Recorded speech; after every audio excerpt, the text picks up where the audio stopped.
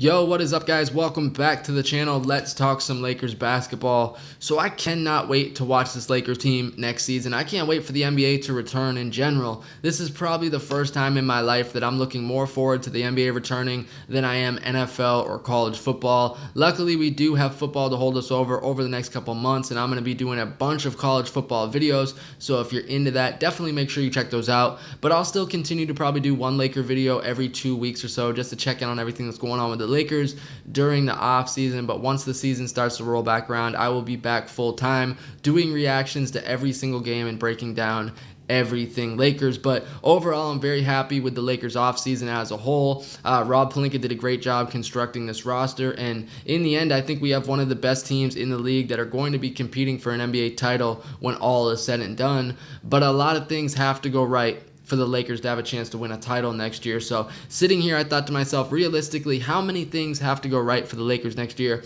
if they want a chance to win a title? So I came up with my top 5 keys to success for the 2019-2020 Lakers. Now, these are just my top 5 keys. I don't know what anybody else on YouTube has done, and really there's a bunch of different keys that we could come up with. If you have any, definitely let me know in the comments, but these are just my top 5 keys to success for next year's Lakers. So let's just get right into it. Number 1 is really an obvious one. This should be number 1 on everybody's list, and that's health. This team has been so badly snake bitten by injuries over the last 6 years. It's just ridiculous. We are due for 1 year to finally have a healthy team, at least for the most part. This has to be the year, and we do have some guys that have had some injuries recently. So let's just take a look. LeBron James in his 17th year, is he going to hold up? Last year, in his 16th year, he missed 20 games with the groin, but he's really been an Iron Man his entire career. So was last year an outlier, or was the groin injury a sign of things to come with LeBron? But obviously, LeBron James staying healthy next year is going to be the most important thing for the Lakers. And same thing with Anthony Davis. This is a guy who's been labeled as injury prone basically his entire career, and I think it's a little overstated. I don't think he's quite as injury prone as people say. In a possible 574 career appearances, he's played in 466 games. So doing the math, he basically plays 4 out of every 5 games, which isn't great, but also isn't terrible. We're going to need AD to probably play about 70 games next year if the Lakers want to have a high seeding heading into the playoffs in a good position. So I don't think 4 out of every 5 games is going to be good enough next year for the Lakers. He's going to have to play more than that. But again, his missed games are kind of misleading. If we look at his career, 7 years, year 1, he missed 18, year 2, 15, year 3, 14, year 4, 21. Year 5, he only missed 7 games. Year 6, just 7 games. And then last year, he missed 26 games, but a lot of that was because of the trade request. He didn't really miss that many games last year because of an actual injury. So 2 out of the last 3 years, he's stayed pretty injury-free. So hopefully he can do that again this year, because LeBron and AD are going to be the most important thing for the Lakers, that they stay healthy next season. Same thing with Boogie Cousins, maybe not to the extent of LeBron and AD, but we're going to need Boogie to stay 100% healthy like he said he was in his press conference. He looks like he's in great shape. He's lost 20 pounds or so. He says he's 100% healed from the quad injury that he suffered in the playoffs, and he's now about a year and a half removed from that Achilles tear. So if Boogie Cousins can get back to 80 to maybe 90% what Boogie Cousins was in his prime, the Lakers are going to have one of the best big men in the NBA at the center position this year next to Anthony Davis. They already have experience playing together. They dominated together their 1 year in New Orleans, as long as Rondo's not on the floor, because Rondo did not play well on the court with AD and Boogie at the same time. So hopefully Frank Vogel recognizes that and does not put Rondo on the floor that often with AD and Boogie together. The other guy that I think is really important that's battled injuries over the last couple years is Avery Bradley. I think this was a huge signing for the Lakers. This dude is an absolute dog defensively. He's still only 28 years old. It's not like he's old. And Avery Bradley is one of the best guard defenders in the league when he's healthy. His press conference last week, he said he's lost 40 pounds. He's been working out with DeMarcus Cousins. He says he's in tip-top shape. He's 100% ready to go. So if we get a fully healthy Avery Bradley next year, the Lakers are going to be a problem because I think this guy's one of the best defenders in the league. I would take Avery Bradley fully healthy over Patrick Beverley. I really think he's that good. I love his overall game. So hopefully we get a healthy Avery Bradley next year along with the rest of this Lakers squad. That's going to be the number one most important thing that needs to go right for the Lakers next year, is that the team stays healthy. Now, number two is everyone needs to buy in 1 through 15, starting with LeBron James. He needs to buy into Frank Vogel and the rest of this coaching staff, and I think the rest of the team will follow LeBron's lead. But LeBron never bought into Luke Walton, and that was part of the problem with the Lakers last year, is he just never had that respect from Luke Walton, and we knew that from day one when Walton was not there, when Magic met LeBron at his house before he signed. Also, we knew it was a bad sign that LeBron and Walton hadn't talked on the phone for about 3 weeks after LeBron signed with the Lakers. So LeBron was never high on Luke Walton. It seems like he is high on Frank Vogel. He was at his press conference. We've seen photos and videos of them at the facility together. So it seems like Frank Vogel and LeBron are on the same page, and that's going to be a huge key for the Lakers next year. But it's not just LeBron. Like I said, 1 through 15, Anthony Davis is going to have to buy in. Boogie Cousins. Let's say one night JaVale McGee's out playing him and JaVale gets the bulk of the minutes. DeMarcus can't make a big fuss and complain about it.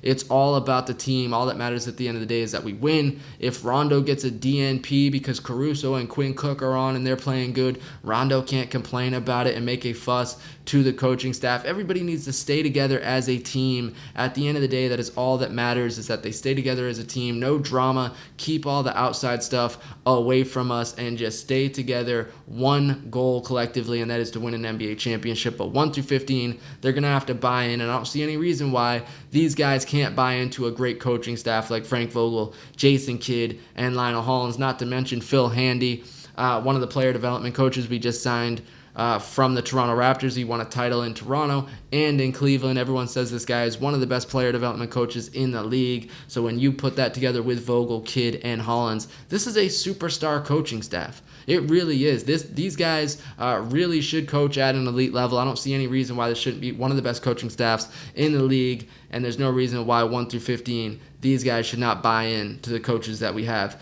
Number 3 is Anthony Davis needs to become more of a leader while playing at an MVP level. Now, he's not a terrible leader in New Orleans, but I need more. I need Anthony Davis to be more vocal. I need him to prove that he can have the impact on a game that a Kawhi Leonard can have, that a Kevin Durant can have, LeBron James, those guys, not only putting up those gaudy MVP numbers, but having that overall impact on the game, being more vocal, pounding your chest, getting in a guy's face if they're not working so hard. I need Anthony Davis to be more of a leader this year because his talent has never been questioned. We know the production that he's going to put up. Last year, before the trade request, he was averaging 29 points, 13 rebounds, 4 assists, 2.5 blocks, and 1.7 steals. So this dude's just an absolute monster. He's got the 3rd highest PER in NBA history. So we know he's going to put up huge numbers. I think he has a chance to be the best player on this team next year, even better than LeBron. But most importantly for me, I need him to be a better leader for the Lakers next season. Number 4, Kyle Kuzma needs to take the next step in his career in year 3. So like I've said before, Kyle Kuzma is a very good player, 24 years old. I don't think he's ever going to be a star, but I think he can be an all-star. And when you look at his year 2 numbers, on the surface, they look pretty good. 18.7 points, 5.5 rebounds. Who wouldn't take that out of a second-year player? But the problem is he shot just 30% from 3 after shooting 36% from 3 his rookie year. So what the hell happened there? Why did his 3-point percentage plummet so much in year 2? But the big thing with Kyle Kuzma is his defense, a defensive rating of 109.7 last year, which gave him a net rating of negative 1.3. So Kyle Kuzma right now is an atrocious defender. If he can just give more effort and become just an average defender, which I think he has the potential to become, then that's going to take him to the next level in his career. It's not just about your stat line, because if he was to put up 15 points and 4 rebounds next year, but he shot 37% from 3, 45% overall, and he defended at a higher level, I would consider that a much better season than he had year 2, even if his overall stat line isn't quite as high. So I need that out of Kyle Kuzma. I believe in Kuz, and with defensive-minded coaches like Vogel and Lionel Hollins, I think we're going to see an improved defensive Kyle Kuzma next season. So number 5, This is really a big one. This needs to happen next year if the Lakers have any chance to win a championship, and that's role players need to shoot their career percentage from three or better. The Lakers really got some dudes who can shoot the three, and if they can shoot what they have for their entire career from three, the Lakers are going to be an absolute force to deal with next year, because guys are going to get wide open looks with AD, LeBron, Kuz, Boogie drawing so much attention. All these role players are going to get wide open shots all game long, all year long, and they need to knock down their open threes. The problem last year is LeBron would find dudes wide open and they would just brick threes. So this year, when LeBron's kicking it out to dudes wide open, they need to knock down their threes at a high percentage. Danny Green, 40.4% for his career. Quinn Cook, 41.8%. Avery Bradley, 36.4%. KCP, 35%. Troy Daniels, 40%. Jared Dudley, 39.2%. And Alex Caruso, 39.8%. So these dudes can shoot the three. They can all shoot it. 5 out of these 7 guys are at 40% for their career. So that if they can all stay at their career mark, the Lakers are going to be a team to be dealt with next year if all these guys shoot the three at that high of a clip next year. So that's my top 5 keys to success for the 2019-2020 Lakers. Like I said, there's a million different ones that you can come up with. Is LeBron going to continue to play at an MVP level? Is his age going to start to show? Is the coaching staff going to coach at a high level? Are the guys going to respect Frank Vogel? Is the Jason Kidd, Frank Vogel stuff going to become an issue? There's a million things that we could think of. Is Boogie going to be back to the old Boogie? Is Avery Bradley going to be healthy? I mean, there's a million things that we can think of, but to me, those were the top 5 keys for the Lakers to have a chance to win an NBA title next year. But I feel great about next season. I cannot wait for it to get here. It's going to be a long 4.5 months waiting for the NBA season to return, but it will return soon enough. But I want to hear from you guys. What are your top keys to success for the 2019-2020 Lakers? Definitely let me know down in the comments section. I'm going to still continue to do Laker videos during the offseason, maybe not quite as many. Like I said, I'm going to be doing a lot of college football videos, but don't unsubscribe to the channel. I will be back. I'm still going to be posting Laker videos, and if you're not a college football fan, just disregard all those videos I'm going to be putting out. But like I said, let me know what you guys think in the comments. What are the keys to success for the 2019-2020 Lakers? Like always, don't forget to like, comment, subscribe. I will check y'all later. Go Lakers, and see y'all next time.